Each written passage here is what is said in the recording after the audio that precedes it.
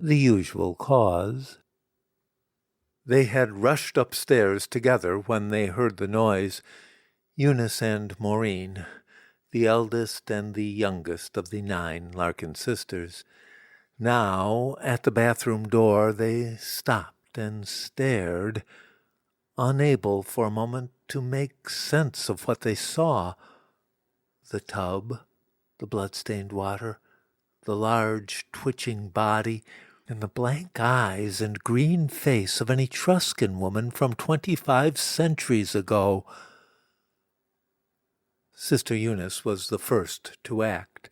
She pulled the mask off Nora Eunice's face and made sure her niece was still breathing. Then she quickly wrapped the mask in a towel and carried it to her mother's old bedroom, where she dialed the operator to ask for an ambulance. The operator told Sister Eunice that she had to use the new system, the new number, 911. Sister Eunice took a deep breath and, as calmly as possible, spun the dial. 911.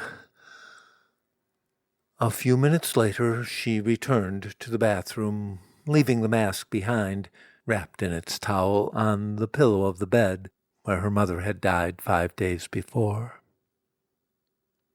In the bathroom, Maureen had discovered the small, shallow razor cut on her daughter's forearm, the source of the blood in the water.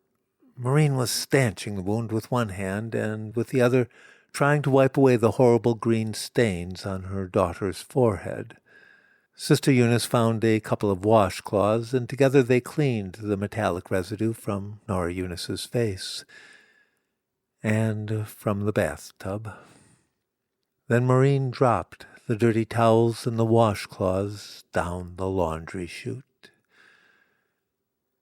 By the time the paramedics arrived, Nora Eunice had regained consciousness, a peculiar, voluble, almost elated consciousness, and was able to contribute to the cover story, the story her mother and her aunt had instinctively been concocting as they cleaned. It was a painter, she said. There was a house painter. He was working on the house, inside and outside. He was painting. Yes, he was the one. I saw him that day. He was scraping old drops of paint off the glass, the droplets, the window above the tub.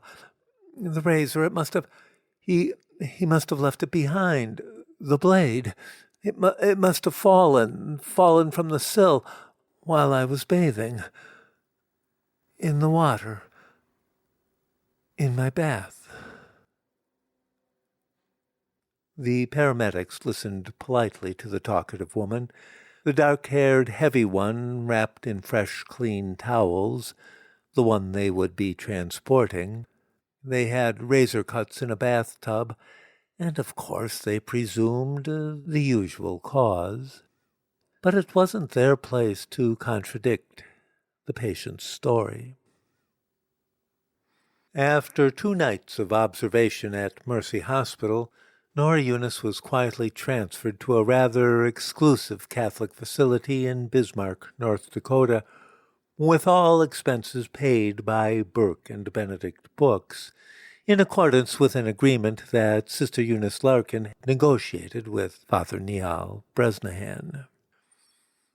While Nora Eunice was away, a new edition of Warrior Daughter Saint appeared. The front cover and title page continued to list the author as Sister Martin de Porres, but the back cover and copyright page had small notes explaining that Sister Martin de Porres was the pen name used by a collaboration between Sister Eunice Larkin, O.P., and her niece, Nora Eunice Magliano. When she returned to Dubuque 6 months later, Nora Eunice had lost more than 100 pounds and carried with her the manuscript of a biographical novel about Saint Laura of Cordova, abbess and martyr, whom the Moors had thrown into a vat of molten lead in the year of our Lord 864, Father Bresnahan immediately accepted the manuscript for publication, and thus began Nora Eunice's career as an author under her own name. Over the next 4 years, she wrote 7 more books, all young adult novels, each focused on a female Catholic martyr, and each featuring a foreword by Father Niall Bresnahan, in which he asserted that the story was not a fiction, but rather a form of divine truth, revealed to faithful readers through the miraculous journey of beatification and canonization. He would always include a sentence or two praising the authoress for her skill in rendering the intimate conversations of a holy life, and of course a holy death, in a register suitable for the modern American girl.